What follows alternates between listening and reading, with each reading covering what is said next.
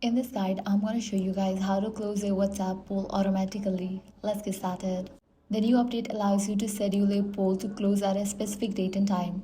Once the deadline is reached, WhatsApp automatically locks the poll so no one can cast new votes or change existing ones, while the final results remain visible for everyone in the chat.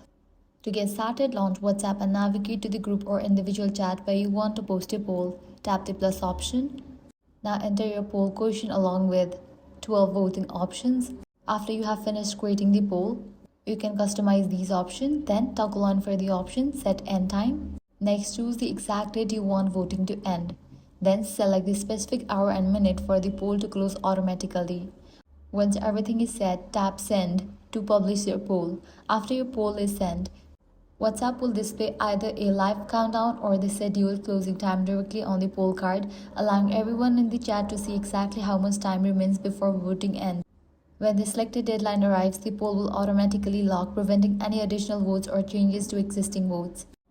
The poll and its final results will remain visible in the conversation, making it easy for everyone to review the outcome even after voting has closed. And that's it. If this guide helped you out, do not forget to like, share, and subscribe.